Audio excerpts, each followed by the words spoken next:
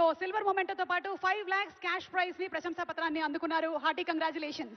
Congratulations. మరి మన next award ఉత్తమ మ్యూజిక్ డైరెక్టర్ శ్రీ భీమ్స్ సిసిరోలియో గారు రజాకర్ సినిమాకి గాను గెలుచుకున్నారు. Please put your hands together for Shri Bheems Ceciroleo గారు.